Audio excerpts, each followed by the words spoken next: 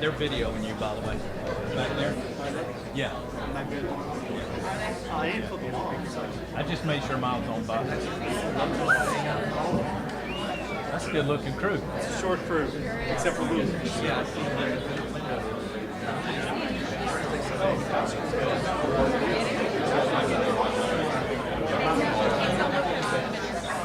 He says he's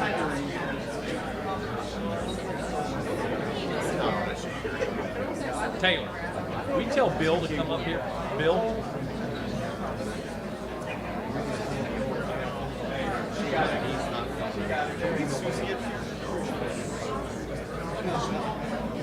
She got him.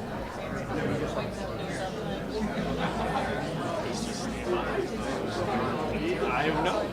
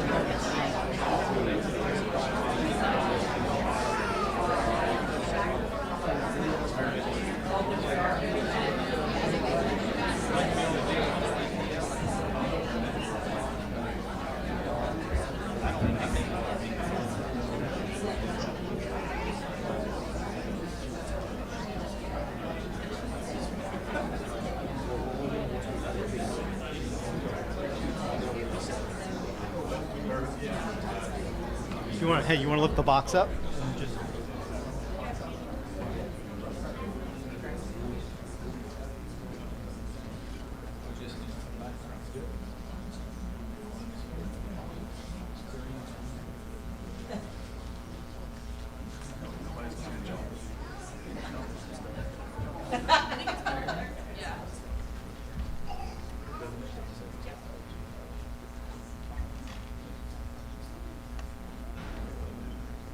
Carry on, carry on.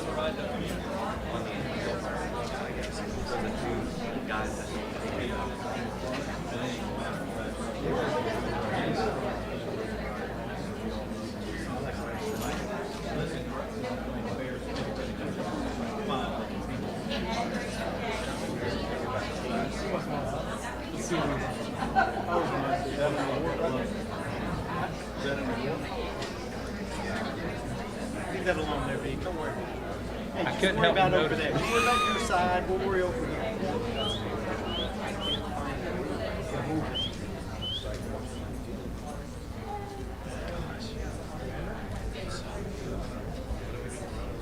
Hey, are these stairs?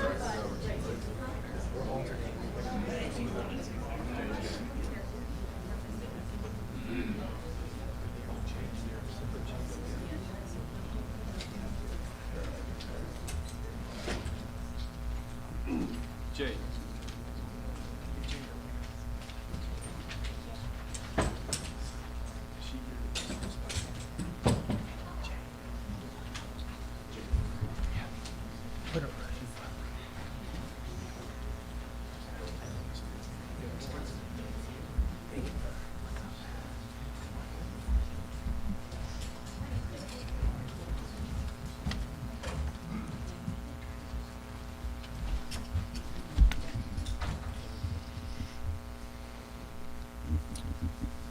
Okay, good morning, everybody, and thanks for joining us today. And you know, with every tragic incident brings some great things, and as we're going to discuss today, and the Attorney General too as well, because of these significant and tragic incidents that we are a part of in law enforcement, we get a chance in life to be blessed with these beautiful families, and this is one of those. And Kirsten Bridegan will be speaking today, along, of course, with her beautiful daughter Bexley, and I know London's in the crowd somewhere else too as well. But also too, I'm joined today by our Attorney General. Melissa Nelson is our state attorney, of course, as you know, to the north, which is prosecuting this case. So we're going to refrain from any questions from her today, please. Next to her, of course, is the Bridegan family, which is Kirsten and her daughter. And then, of course, R.J. Larizza, who's our state attorney in the 7th Circuit. And then our great partner with ATF, Kurt Howard. So as I open up today, of course, this is about Kirsten. It obviously is about you and your family and what you've done as you've stepped forward with this tragic incident. Honestly, I call it medicinal for me. If you don't know, Kirsten lives in St. Johns County. And what we did in St. Johns County is when we have these families like the Bailey family and Madison Shemitz and her mom, Jackie, when we get these families together, there's no better people to get in a room that can actually discuss tragedy more than them. So what's happened here in St. Johns County is we made it a mission that we bring these families together that have been victims of violent crimes. Today, of course, I got Madison and her mom, Jackie, sitting in front of me, and Forrest Bailey and Stacy Bailey, Tristan's mom and dad, who are sitting here today, too, as well. Again, we were brought together because of these tragic incidents. So without further ado, I welcome you here today.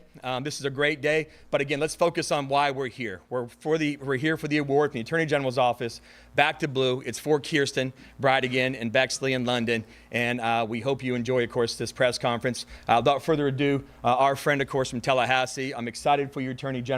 You and I have worked together for years in the governor's office, James, and I just can't thank you enough for coming here today and finishing out this process that now Senator Moody left. So please, Attorney General, please join me up here. Thank you.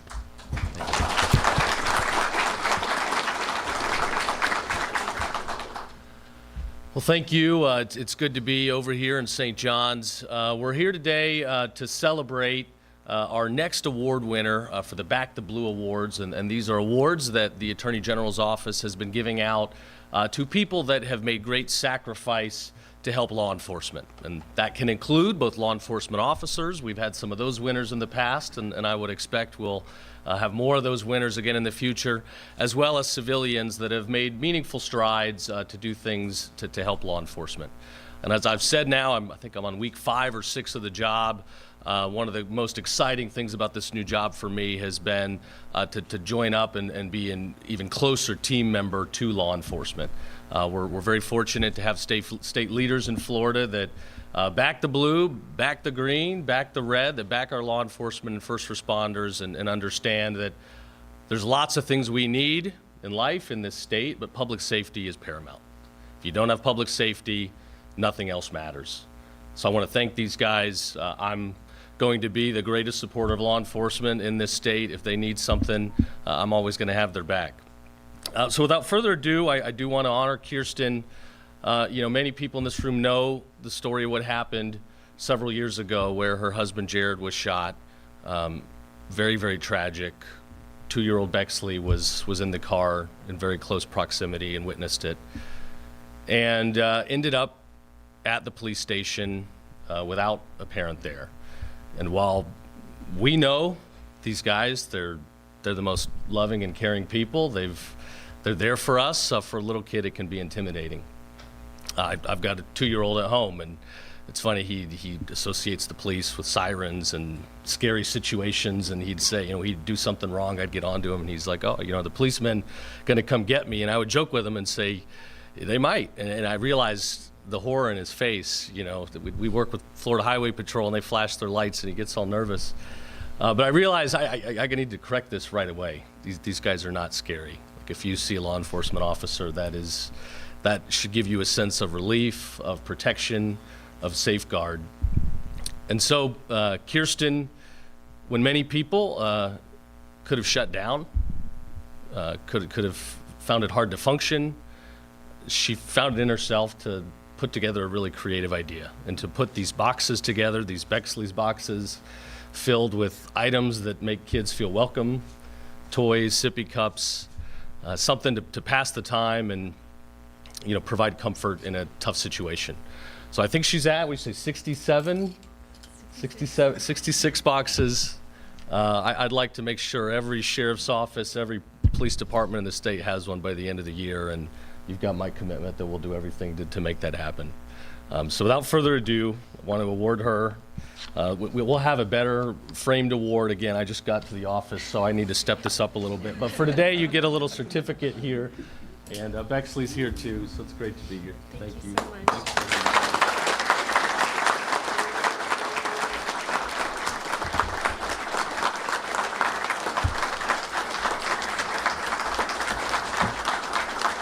You want to say a few words? I'm going to keep this brief because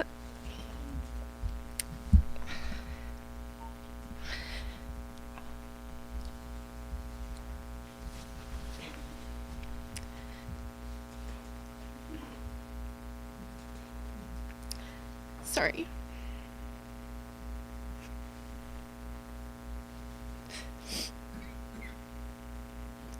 Do you want to say something? Take your time. Okay, thanks.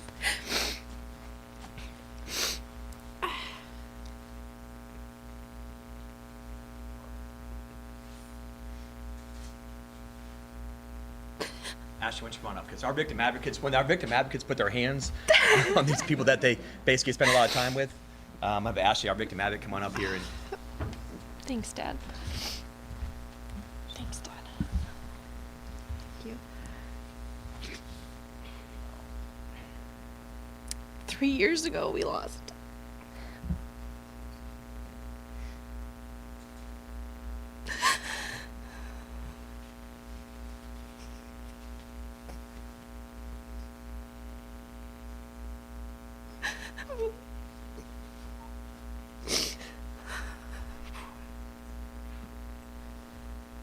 We lost the man that meant the most to us. And our lives just kind of felt a little chaotic. But as the sheriff said, the Bexley boxes and being able to help other kids who might be in a similar situation has really been therapeutic.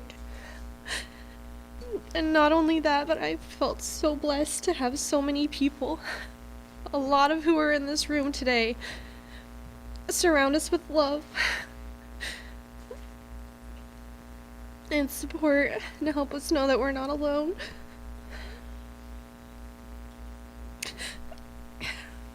My kids know way too many cops. But hopefully it'll, scare them into being good people as they grow up. I just want to thank each and every person who has supported us, who has donated to the boxes, who has donated time, who has prayed for us, sent us a kind message, driven by our house when something uncomfortable has happened, and just worked on Jared's case, prosecuted those responsible for it. We're just so grateful. And I know that without that support, we would not be here today. We would not be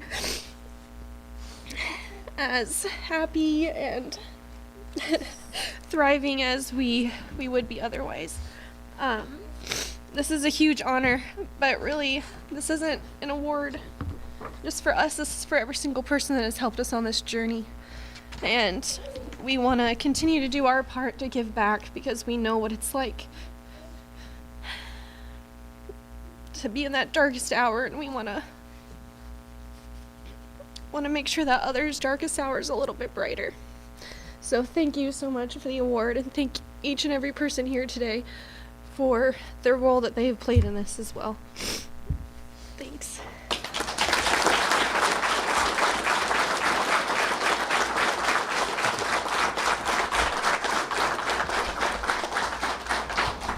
so I'm going to help her out just a little bit. February 16, 2022. Goodness gracious. Once again, we're brought together with another family because of a horrible incident. This lady met with me here in my office. She brought Bexley with her. I think London was there too as well, running chaotic around the office. And we sat down and talked. How can we help you out?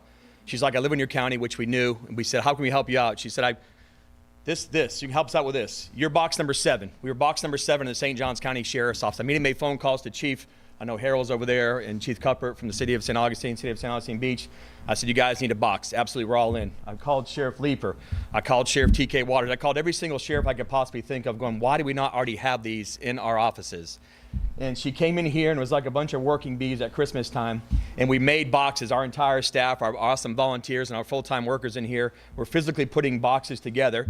And then at the time, Lieutenant Harrigan, I said, you got a mission. What is it? You and Bradigan are going to deliver boxes across the entire state of Florida. Sounds good. They loaded them up. I believe you were involved too as well, Christina. Anyways, loaded up these boxes and we started delivering them to our brothers and sisters. Now, I believe there's 17 states. Actually, 17 states. She's on box number 66 as we speak today. And this is about her and her family, and this is medicinal for her. So, Kirsten, thank you for what you did because you educated us on something that we were missing here, too, as well. But again, our thoughts and prayers with you and your family, but it couldn't be in the better prosecutor's hands than Melissa Nelson in her office. So, Attorney General, I apologize. Sure. Thanks again, Ashley, the victim advocates, families. Again, nobody knows what it's like until you go through it. So what you're doing is so important, being here for one another. That is the most important thing. So thank you, and where I can help or we can help, please let us know. Thanks to our state attorneys and members of law enforcement. Again, if we don't have public safety, we have nothing else. And so we will be committed. We're going to be a law and order state. People that commit these egregious crimes are going to be held accountable. We're going to go after them with the full force of the law. There's no tolerance whatsoever. But today, we do get to celebrate a small silver lining, but a silver lining and some good that can come out of tragedy. We're going to be there for kids. Having 3 little ones, you're going to hear a lot from me the next couple of years. We're going to protect our kids no matter what and leave this state better than we found it. So with that, I'll take any questions. Attorney General, I hate to take you off topic here, but Mayor Donna Deegan over in Jacksonville is deciding whether or not to veto a local immigration bill that was passed by our city council. Given the letter you sent to city officials over in Fort Myers, I mean, what would you recommend to the mayor when she's finalizing this decision? Well, I haven't read the local bill in detail, but you know, we five or so years ago, 5 or more years ago, the legislature and the governor executed a law that said that Florida is not going to be a sanctuary state. We are not allowed to have sanctuary jurisdictions. And at the beginning of the year in special session, they came back after after President Trump was sworn in, and further expanded on this section of law, and made clear that local governments, local law enforcement needs to do everything possible with the resources available to help the federal government execute federal law and keep our streets safe. The state made it a crime to come into this state illegally. We just a few days ago, we had another situation where, 2 people that should not have been in the country tragically molested a young person on a cruise ship in this state. We are not a country. We do not have sovereignty if we do not have border protection and if we do not know who's coming into this country. So when it comes to locals, I know you had Fort Myers City Council looking, last week at whether or not they were going to block their law enforcement from entering into a 287G federal agreement to help the feds. That is not acceptable, and that contradicts the law that was duly passed at the beginning of the year and that the voters sent our legislature to Tallahassee to achieve. So when it comes to municipalities and local governments going forward, if you're going to take action to prevent law enforcement from executing the law, you are going to be subject to penalty, civil action, and possibly suspension. So again, I don't know all the details of that local law, but I commend the city if they're looking to do things to better enforce rule of law, ensure that people are in this country legally, and that we are protecting our families and our kids.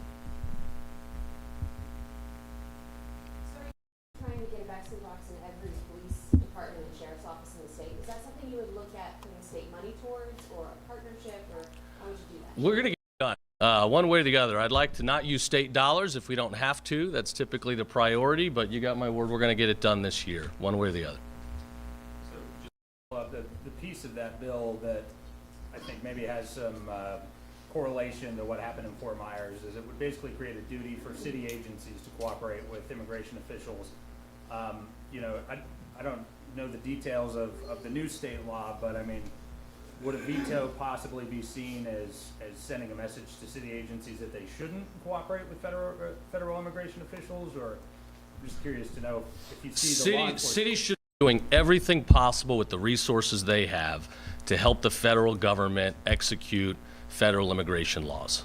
That has been made clear, and if a city official takes action to impede or prevent law enforcement from undergoing the necessary training and participating with the feds to get these people back where they came from, then I do believe the law is violated and that there will be penalties for that.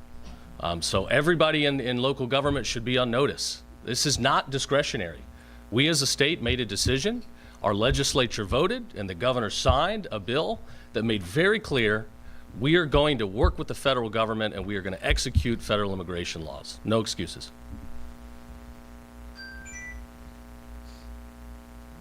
Great. Thank All you, right, everybody. thanks everybody. I appreciate it. Thanks for being here. Attorney General, appreciate you.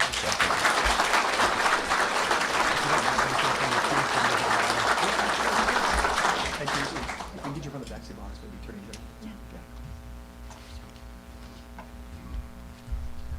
Take a break.